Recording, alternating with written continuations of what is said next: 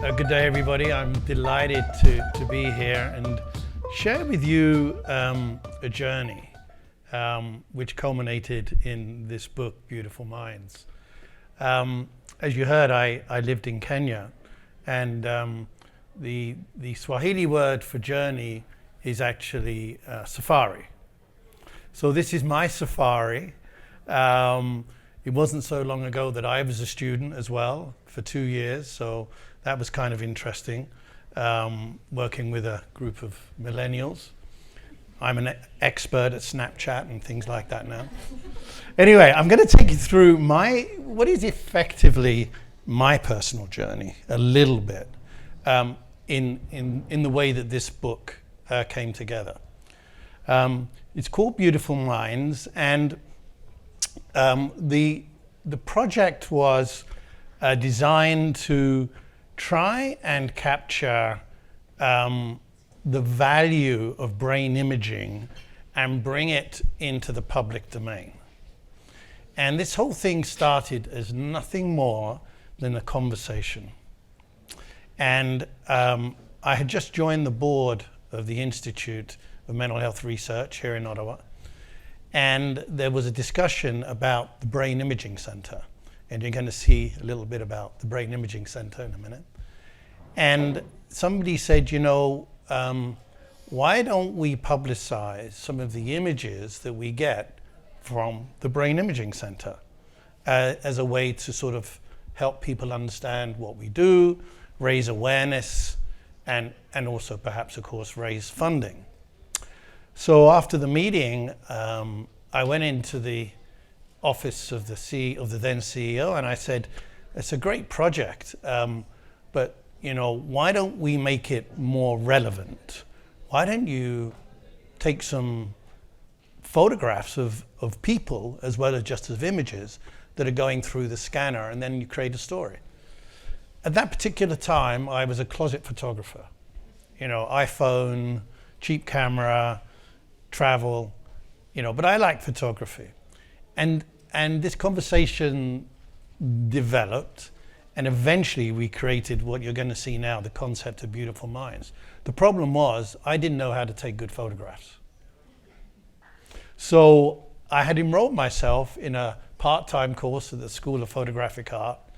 This conversation then went to, how do I do this? And eventually it led to me becoming a full-time student for 2 years to get a diploma in photographic art. So I had to rewire myself, and I had to rewire my brain, be a full-time student for a couple of years, eat humble pie, and hopefully, make enough marks to graduate. I'm proud to say I graduated. So as part of the project, we wanted, to bring awareness about mental health. It's a difficult subject for people to get their arms around, to talk about their own personal feelings or their family issues, because there's another piece of mental health that we don't really talk too much about, which is stigma. And how do we reduce stigma around mental health? And that became part of the project, because as you'll see, some of the people in the book will reference that and how to get around this issue of stigma. So the project started as a bunch of brain scans, and we'll look at some of those in a minute. Getting people to talk about their stories was not an issue, but it was challenging to find people who, wanted to put their hand up. And eventually, I ended up in a conversation with somebody that leads an organization called CAPSA, which is all about stigma.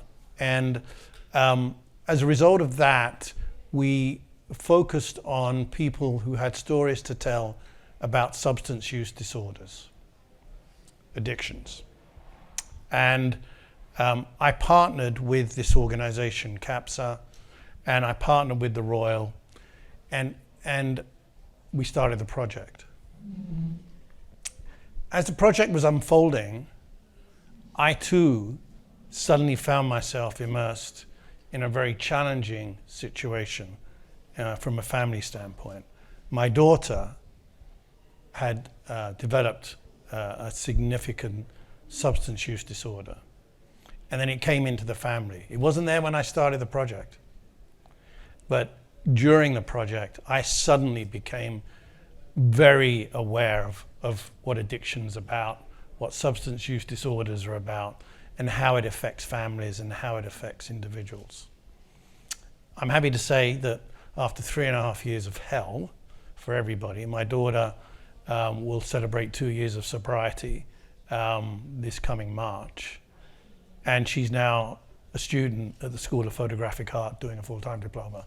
So, you know, it's kind of an interesting story. And I learned so much in this personal journey because of the experiences my daughter was going through.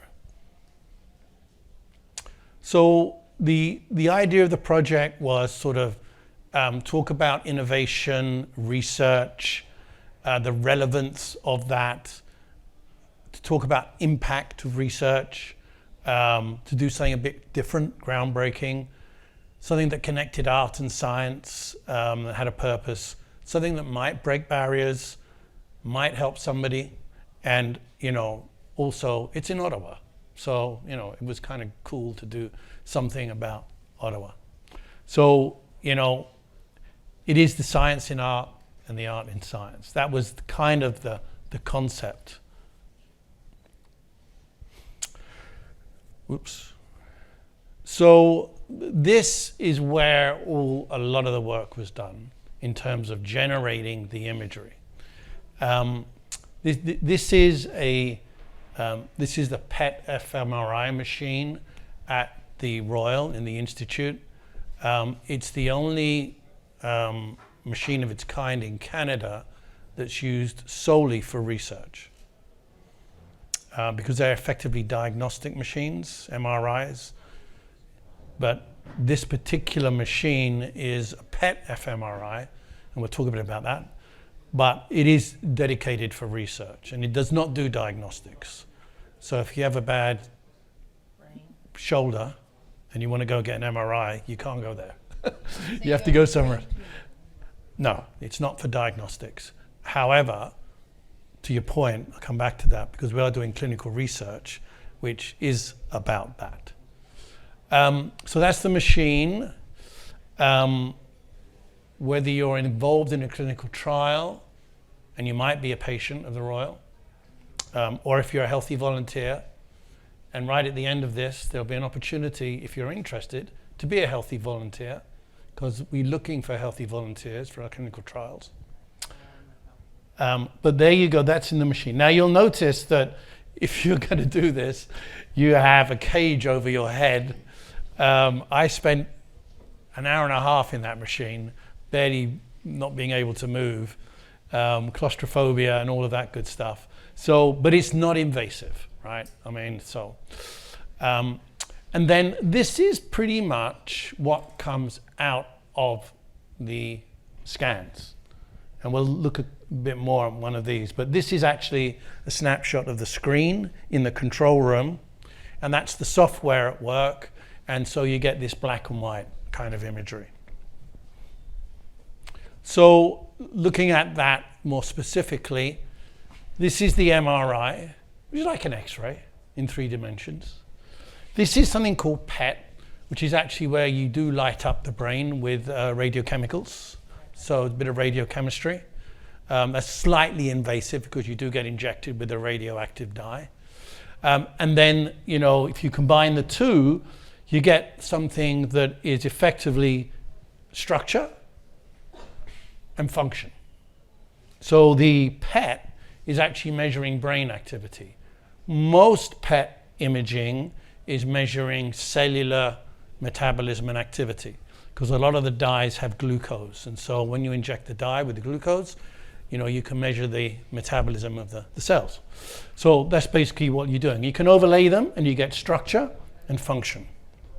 One of the problems with brain research, or brains in general, is if you dissect a brain, it doesn't really tell you very much about what's going on. I mean, if you dissect a heart, you can figure out what the heart does. If you dissect a brain, you won't figure out what the brain does.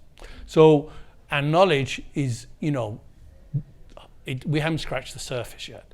of understanding how the brain works. And yet, of course, it's the organ that controls everything going on in our bodies.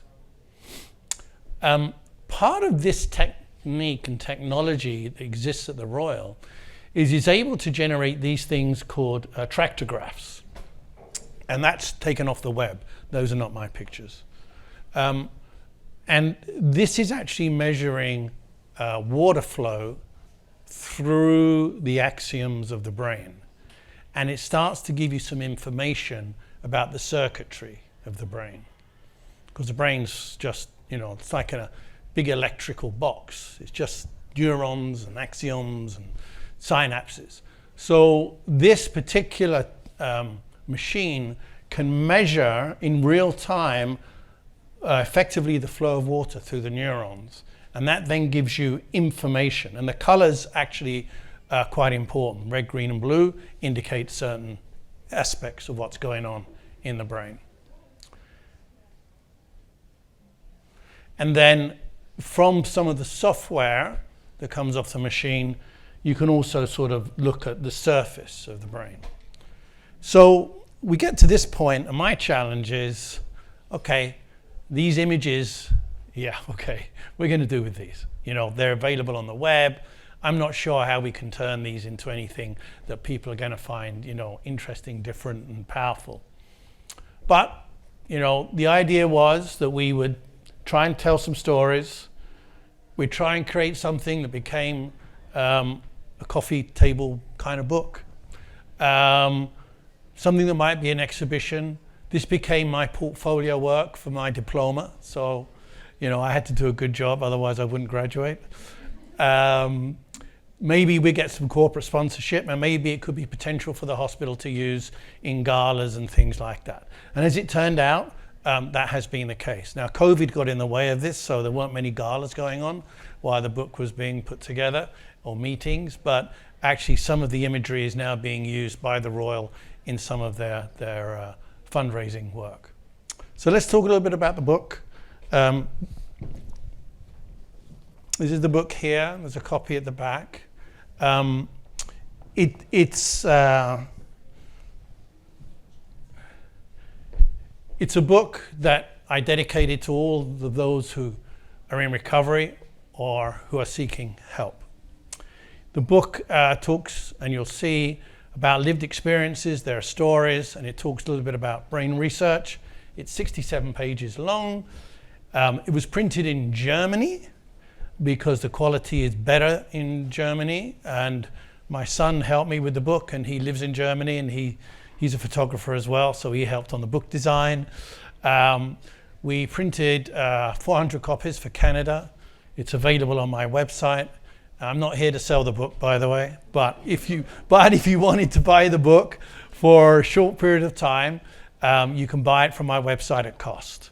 So part of the proceeds of the sales of the book actually go to CAPSA, and they go to the Royal. And through book sales, I've pretty much been able to donate $10,000 between those two organizations. So it's been good. Well, that's my copy. So, but you can buy it on the website for $50 or $80 if you want a hard copy.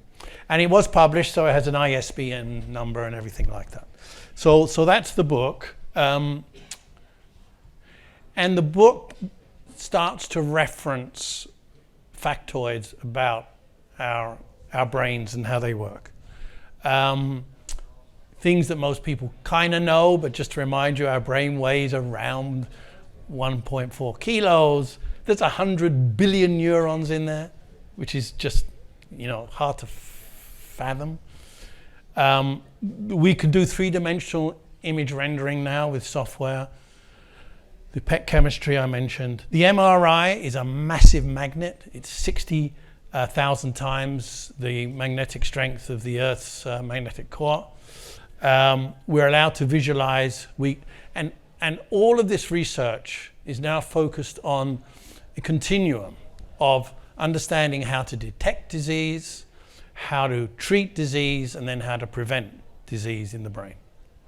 And that's like a virtual sort of circle. And the most important thing we're trying to do in research is create evidence-based outcomes and create personalized medicine, which at the moment doesn't exist in a lot of mental health therapy. So, I always use the analogy, if you break your arm and you go to the Emerge and they x-ray your arm, when they, put it back together, they're going to put it back together based upon your arm, not somebody else's arm, right? Or a generic picture. Mental health, unfortunately, doesn't do that.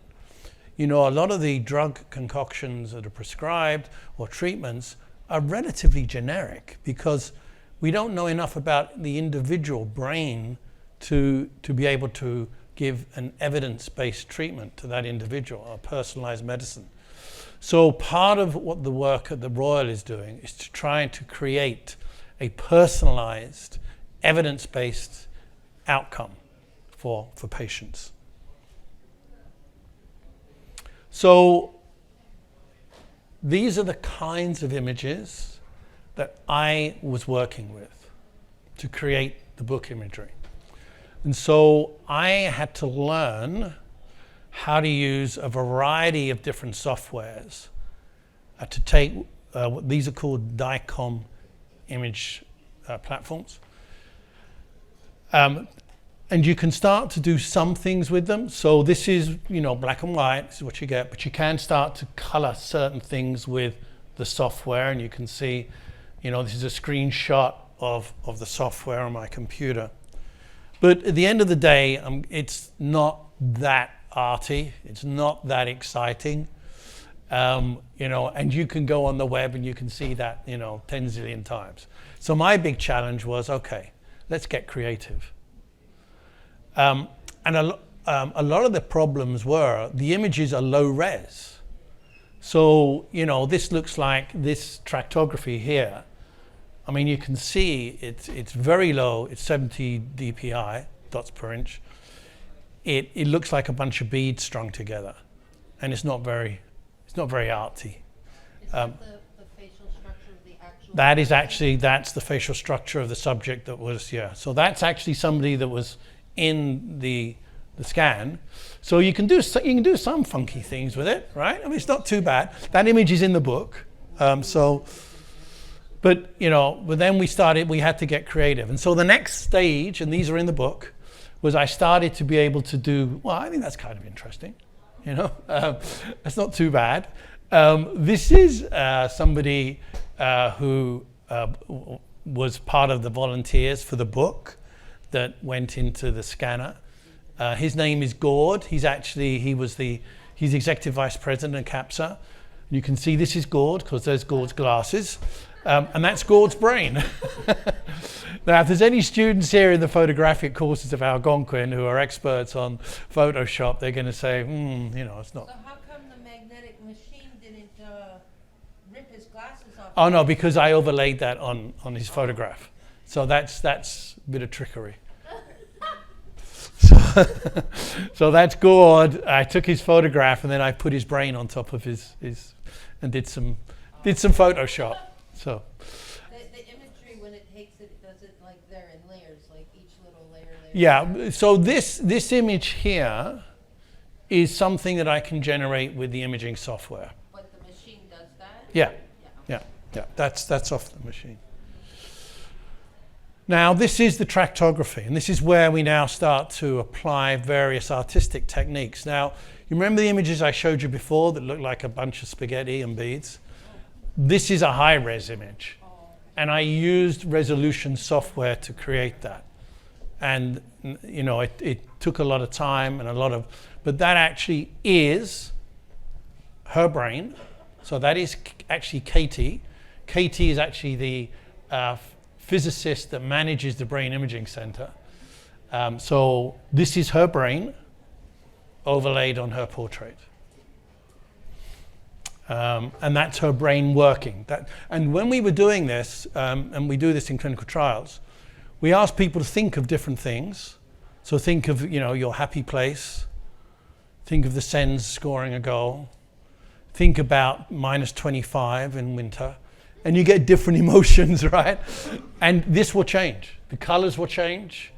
And this is actually very, very helpful in clinical trials about how, you know, we can understand. And in the machine, there's a mirror where they can actually project images.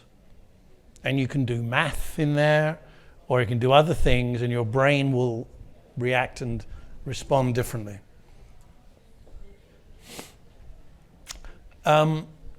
Then slowly I learned how to manipulate the images in a more artistic way. So now we're moving from science to art.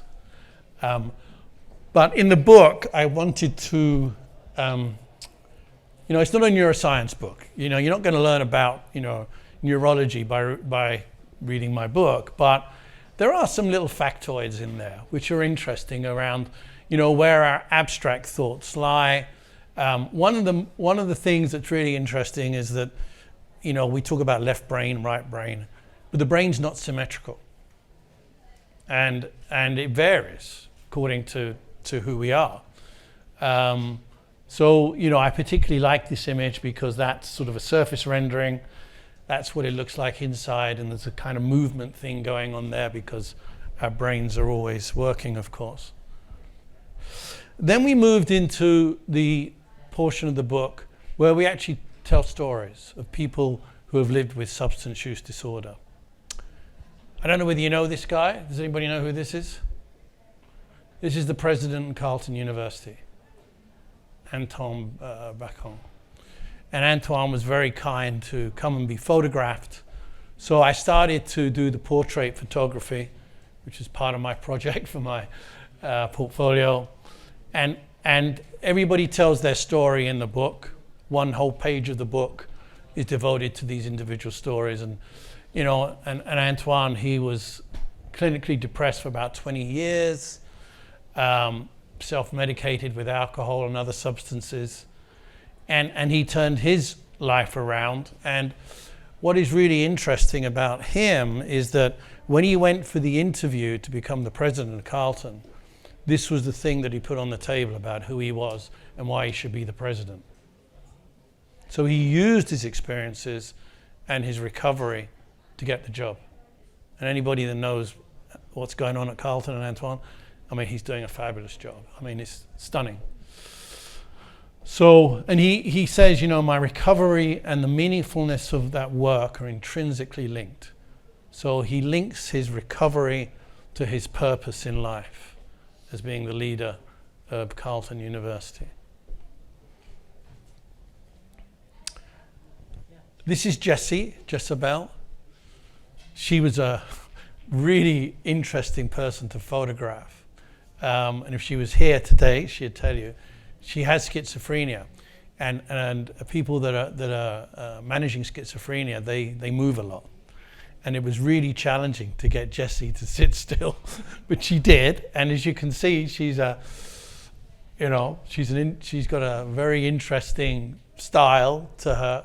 She was fabulous, and she went through a lot. I mean, she went to jail because of her substance use disorders, and you know, she didn't really get going in life until she was, you know, in her late 30s, and you know, but she had faith and she had people helping her. She was given a recovery manual when she was in jail, and you know, she got straight and got it all back together again. So, and she was just a fabulous person to work with. This is Liz. Liz is a great person. She's actually working with CAPSA now, and she's written a book. The book's called I Am Nobody, and you can buy it on Amazon. And it's about her story. And she was a very successful professional in the pharmaceutical industry. And, you know, alcohol took over. And, you know, she turned it around. And Liz is one of these people who is so articulate about issues of stigma and how to deal with that. And, you know, the last phrase of the story, her story in the book is, "Stigma does end with me," is what she says, which is kind of, I thought was beautiful. And then I got even more sort of out there on the photography side and created imageries. So, you know, surface rendering, using the software to do really strange things. A lot of these images, I couldn't do them again. They're kind of, you know, you and then that's it, it's done. And you can't retrace your steps anymore, and that's it. Right, and that's it, and I could never do that again. So, but some of the images, you know, this one is in, I like this one. This one's used a lot actually by the Royal in some of their stuff. This is, you know, this is a brain, and it's something called a neural net that goes over the brain. And the software allowed me to map the brain and then create the net. And it's all about the synapses, the electricity, the impulses, and the speed with which they go through the brain, and all the chemicals that are in our brain. And when you get chemical imbalance, that causes a lot of psychoses and neuroses. But our brain's very complex. So when we look at something through the optical nerve at the front, the actual processing of what we see is done at the back of the brain. And it takes actually half a second, believe it or not, for the imagery to be processed. And of course, we all process the imagery differently, because a lot of the processing is based upon our experiences of what we've, from the day that we were born. So we all look at things differently. We all see this picture somewhat differently. Eventually we get into pop art, but this particular image was on display actually in the Lansdowne last summer. This image, it talks, you know, I talk a little bit about dopamine and things, and you know, it's very important in substance use disorder, understanding the serotonin and dopamine and what it does to you. This image, you know, reminded me of what my daughter was going through. And it was an inferno.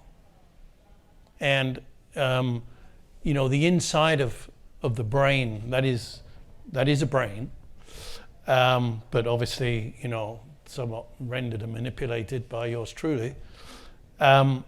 You know, the stuff going in there, it's like a fire. So when I created that image, it just reminded me of what my daughter was going through at the time. And then, you know, again, I was able to create really abstract images, but this is a brain scan for sure. And, you know, I was able to map certain activities. The different colors indicate brain activity. And, you know, a lot of our brains, they kind of respond to how we were brought up as well as our genetics. It's a combination of the two. And, you know, one interesting little fact is that females may be more emotionally aware. I'm not saying they are as a male, but they may be more emotionally aware because the right side of the brain in females is better connected to the left side. Isn't that strange? So there is, you know, when we talk about emotions and how we respond to emotions and things like sensitivities, they are driven a little bit by anatomy and chemistry and genetics. This is the final image in the book. And as I just wanted to say that the book was done, you know, in collaboration with the Royal. It was done in collaboration with CAPSA, who helped me find the people to tell the stories, and of course with the School of Photographic Art. After the book, there's the next project, which is called The Mind and the Mask. So now I'm using, again, brain imagery. This is actually my brain.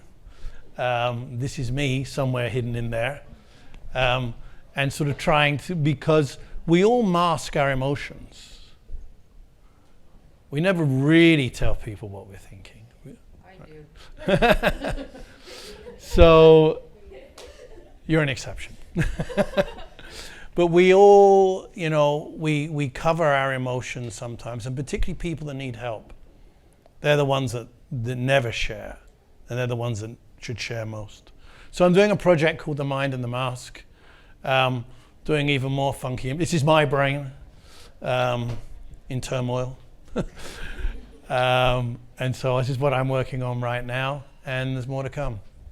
Thank you very much.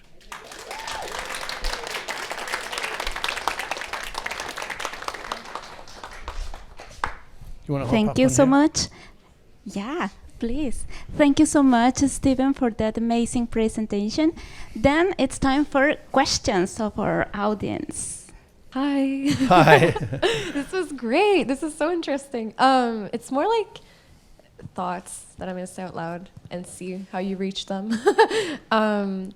I love the fact that you're looking at masking, because as somebody who has like CPTSD, masking is something huge that I do on so many levels, and I think it's like super interesting to look at masking, because a lot of the time you think about it with autism or with ADHD, but no, like with depression, with BPD, with all of that, like masking is something I do on the daily and at a different level with everyone. So it's like so cool that you brought that into it.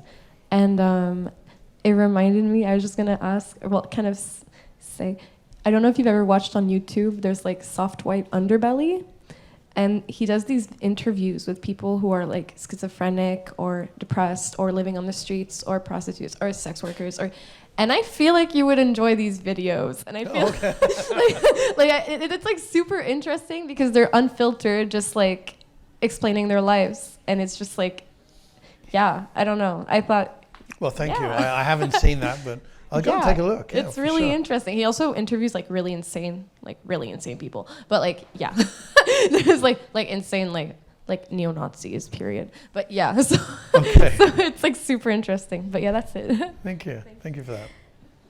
Thank you. Thank you so much. And then we have another question this side. Please, thank you. Hi there. Hi. I really enjoyed the presentation. That's beautiful. I'm in interior design, and I'm just getting ideas based off all the art that I see here. But you mentioned at the beginning that you were looking for volunteers for clinical trials, and I was just wondering if you could tell us a little bit more about how we could sign up for something like that. Yeah, actually, I can give you so we don't have an automated sign up. It's coming, but I'm going to share this with you. I have to go to my phone to remember the address, and I didn't put it on the presentation, but if you go to this email, it's BIC-booking at theroyal.ca. And maybe, Lauren, we can put this on the website or something. So if you email the Brain Imaging Center, just say a little bit about yourself, I guess, they will match you up potentially with a clinical trial as a healthy volunteer. Yeah. Thank you so much, Steve. And we had a question in this, yes, over here. Yes, in the middle of the audience. Thank you so much. Yes, Hi, go ahead. thank you for the presentation. I was just wondering, based on the brain imaging you had done, if you had any insights about your own brain and how it works? Well, so the first thing is there's a protocol, interestingly, when you go into the machine that you're never quite sure what's going on, right? And some people are scared to have their brains imaged because they're scared of, like, what are they going to find? What are they going to see? And there is actually a protocol for that. If there is an issue, there's a way of dealing with that, with what might be a healthy volunteer, maybe having something that requires a little bit more diagnostic work on. I'm afraid to say that my brain was totally normal, as far as I know, which I guess is reassuring. I didn't, when I was in the machine, it was actually, I was part of a trial, but not a treatment trial. It was actually a piece of work on how to get different imagery out of the scans. So that's why I spent an hour and a half in there, because the tech in the control room was just fiddling with stuff, basically. And they just got a new helmet device, which potentially gave them more information, but they didn't know how to extract the information. So I was the guinea pig in there, and the phrase I remember most was, "Steve, it's only another 5 minutes. Only another 5 minutes. Seriously, just another 5 minutes." So anyway, and I'm not claustrophobic, but After that experience, I could be. Thank you, Stephen. We have another question over there. Yes. Okay, my question is, you guys are looking for healthy people. Do you guys do ones that are unhealthy, like say, like they get a cancer tumor in their brain and their brain waves the neurological pathways start changing because of their cancer? Do you guys No. understand that? No, and the reason for that is that the work that goes on in the Brain Imaging Center is around very structured clinical trials.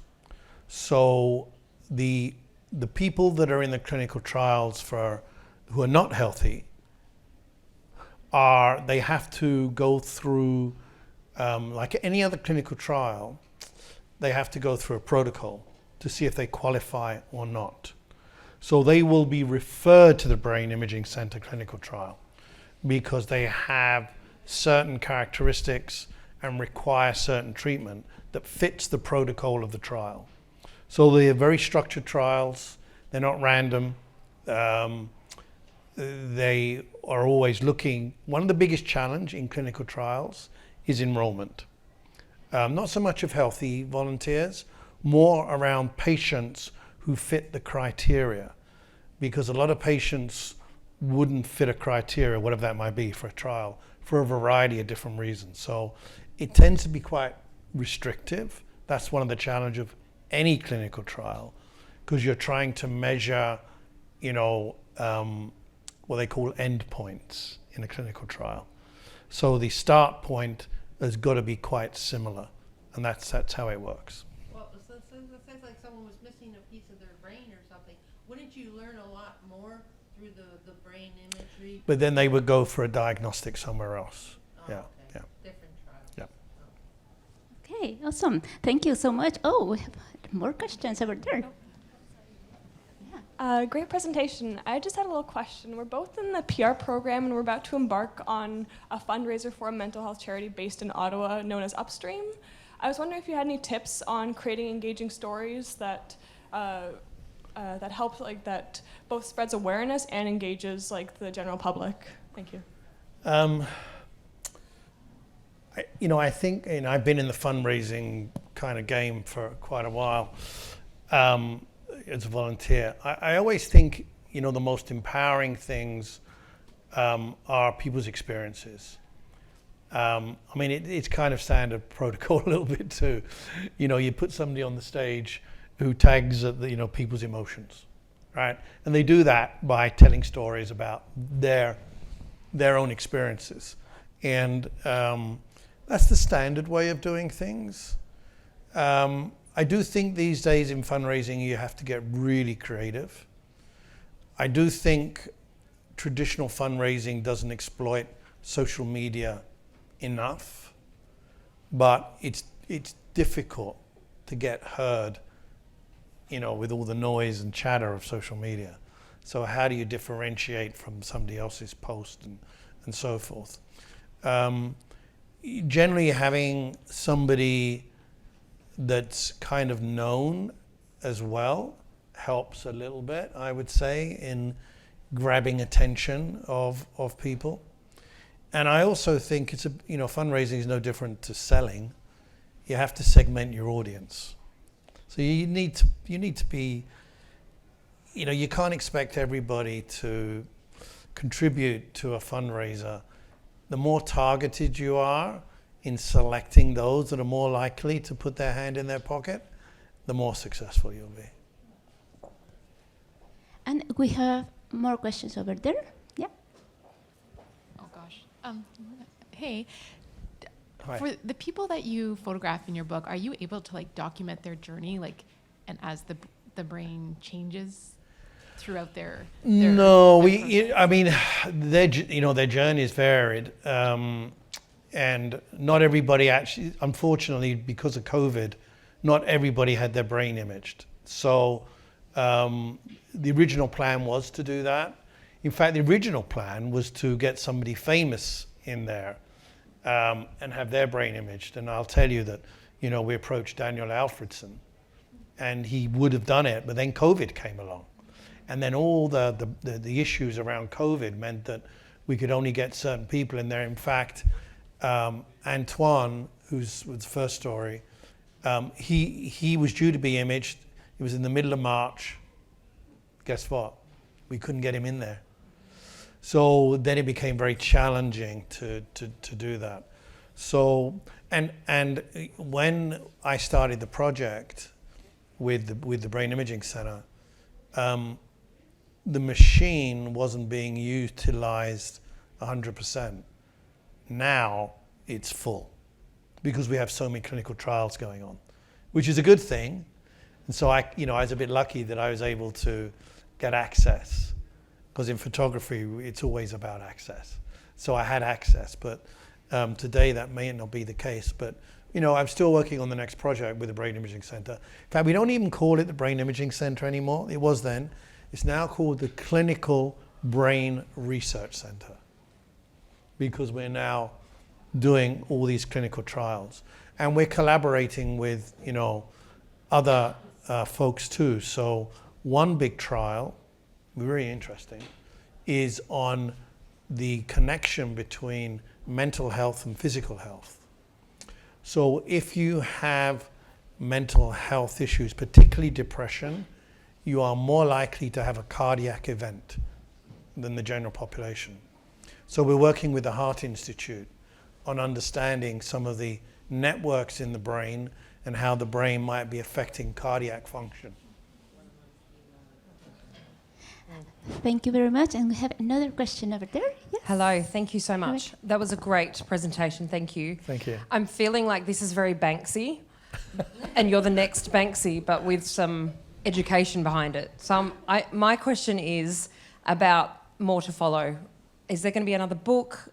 Is there a possibility for you to have some sort of exhibition? Yeah. What's the more to follow? Yeah, so actually there has been an exhibition when I was artist in residence. So there are sort of more images of the mask and this type of stuff that were done, and they were exhibited. There will be more work.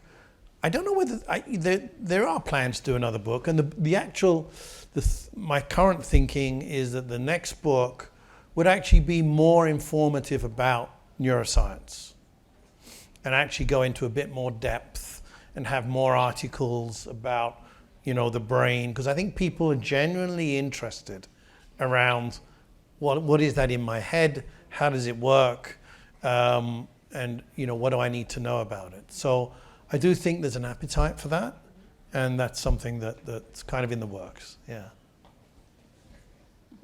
And we have more questions here. Yes, go ahead. I was wondering if you noticed any difference between the neurology of people with these disabilities, such as addiction, depression, whether people had autism or other things like that. Did you notice any clear distinctions, or were they all kind of on the same spectrum of thought? Well, so as we're sort of peeling the onion in brain research, we're definitely starting to uncover the differences, both in terms of structure and in terms of function and chemistry.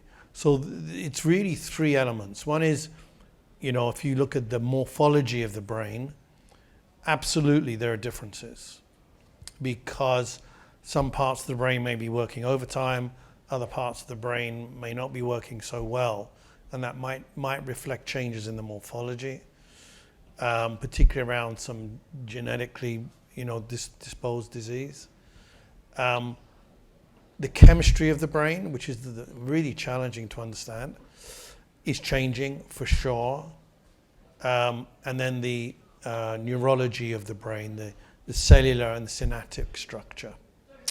So to give an example, one of the things that we've been, the IMHR have been experimenting with is using magnetic modulation.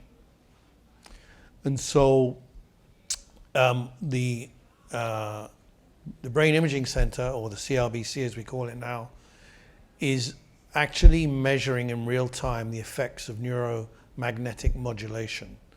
So this is for depression. So people who have depression find that if we treat them with magnetic waves every day for 6 weeks, we might be able to change dramatically their depressive state, their psychosis.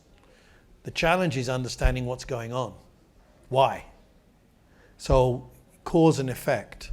And most mental health issues, or most mental health treatment today, is focused on effect and understanding the way that the treatment works is the biggest challenge, because it's a bit like cancer treatment. Some chemo works on some people and it doesn't work on others. And of course now there's a much better diagnostic capability to pre-select various chemo treatments, particularly in breast cancer, actually. So there are various genes, and if you can determine the gene, you know that person will respond much more favorably to that particular chemo mixture than somebody else. And so rather than putting everybody through a chemo regime and it only works for half, you can select the half that it'll work for. We're not there yet with brain imaging research, but we're moving down that pathway. Another one that we're doing is using something called esketamine. You may have heard of esketamine, it's an anesthetic. That's starting also to help a lot of people with schizophrenia. And what it does, it actually changes the neurotransmitter elements of the brain. And so we're visualizing that now with some of this software and imaging and starting to understand how to use the treatment more effectively. So we do see those changes, but there's still a lot to learn. Okay, thank you very much. Do we have time for another question? One more? Okay, thank you. Hi there. Hi. What I'm curious about is like maybe like an emotional theme for you during the creation of your images, or were there particularly powerful moments or moments of catharsis? Any kind of like palpable experience in capturing the images and creating them, something that like spoke to you as an artist during the process of creating the book? Yeah, wow, that's a fascinating question. I think the first thing is that because of my own personal journey, when we started with the book without me going through any specific lived experience, and then as I mentioned, as a family member with my daughter, that changed my thinking a lot. I think the most powerful emotions that I had were actually sitting down with the storytellers and sharing experiences. And so it's not a one-way conversation. They say that the best portrait photographers are those that engage best in conversation. Yeah. It's not about, clicking the shutter. It's a little bit about the lighting, but it's bringing out the emotion. So in all of the portraits in the book, they're not headshots, I hope. I hope they're conveying some emotion. And I tried to capture each individual based upon their story and try and change the way the photograph captures the emotion. And there was a little phrase I put up on one of the slides about that from Thomas Frank, who said, the artistry and the photographer is capturing the emotion. And it's very difficult to capture emotion in brain imagery. I mean, there's no emotion there, right? So when that last sort of funky one I showed with the chaos, so to speak, the pop art poster, that was created very much in mind around, the turmoil. And I wanted to create an image that represented turmoil in a brain. So I think, when I finished the book, there were so many emotions in there, to be honest with you.